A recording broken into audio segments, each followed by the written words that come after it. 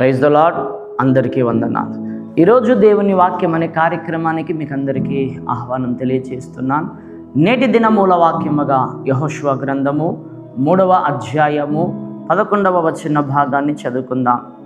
జీవగల దేవుడు మీ మధ్యనున్నాడనియు ఆయన నిశ్చయముగా మీ ఎదుటి నుండి కానానీయులను, హిత్తీయులను, హివ్వీయులను, పెరిజ్జీయులను, గెర్గేషీయులను, అమోరీయులను, యోబూసీయులను వెళ్ళగొట్టిననియు దీని వలన మీరు తెలుసుకుందురు.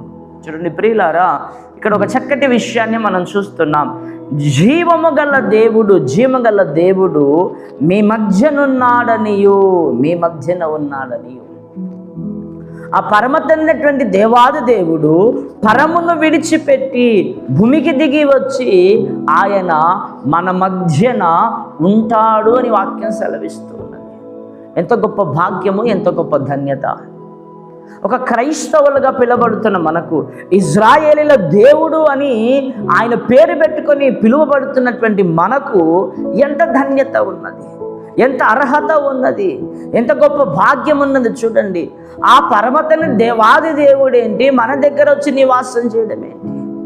కానీ ప్రియులారా, అంతగా ఆయన మనల్ని ప్రేమించి ఆయన మహిమను వదులుకొని మన మధ్యనికి వచ్చి మన మధ్యన ఏం చేస్తున్నాడట? ఆయన నివాసము చేస్తూ ఉన్నాడట. ఎక్కడైతే నా నామమున 2 లేక 3 కూడుకొని ఉంటారో నేను వారి మధ్యన ఉంటానని సెలవిచ్చిన దేవుడు, వాగ్దానము చేసిన దేవుడు. ప్రియులారా, ఒక విషయాన్ని మరి ఈరోజు మీరు గమనించవలసిందిగా మనవి చేస్తున్నాను. మన ఇంట్లో మనకు కావలసినటువంటి వారు ఎవరైనా ఒకరు లేరనుకోండి, బయటికి వెళ్ళారనుకోండి, ఆ రోజు మనకు ఎలా ఉంటుంది ఇంట్లో పరిస్థితి? ఇంట్లో 2 ఉన్నారు, ఇంట్లో 3 ఉన్నారు అనుకోండి. ఆ 3లో ఒకరు లేరనుకోండి, కొంచెం భీతి ఉంటుంది. 2 ఉన్నారనుకోండి, ఆ 2లో ఒకరు లేకపోతే ఎలా ఉంటుంది? భీతి ఉంటుంది.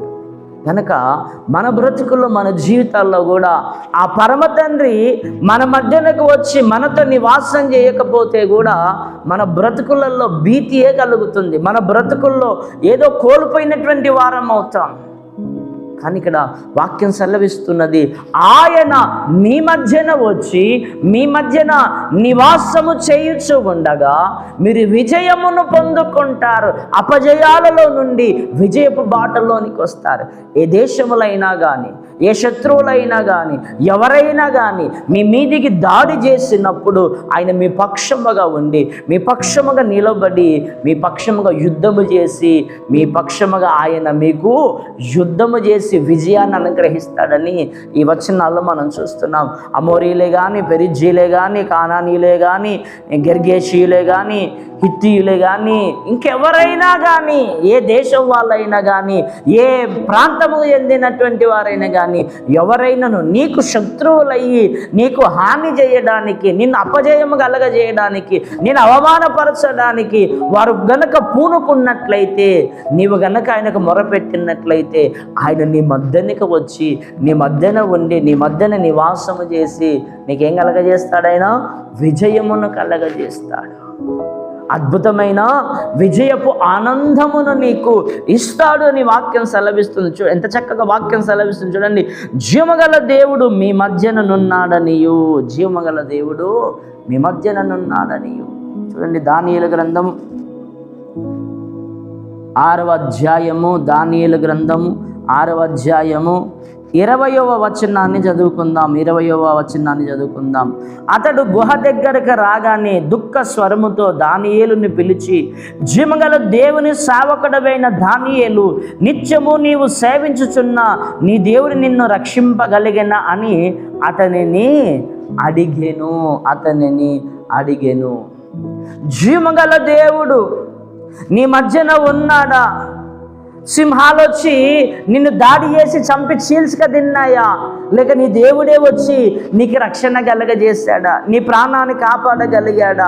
నువ్వు అనుదినం సేవిస్తున్నావు, అనుదినం ప్రార్థిస్తున్నావు, అనుదినం ఆయన నామాన్ని పొగుడుతున్నావు, గణపరుస్తున్నావు, ఆయన పేరు గొప్పగా చెప్పుకుంటున్నావు, మంచిదే.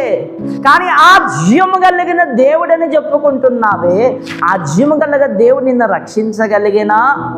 అని చెప్పి ఆయన మాట్లాడుతుంటే, అవును రాజా, నా దేవుడు జీవగల దేవుడే. నేను సింహాల బోనులోనికి పోయినప్పుడు ఆ సింహాల బోనులోనికి నాతో పాటుగా వచ్చి, నాతో పాటుగా ఉండి, నాతో పాటుగా నివాసము చేసి సింహాల నోళ్లను ఆయన మూసివేశాడు. గనక ఈరోజు నేను సజీవుడిగా ఉన్నాను.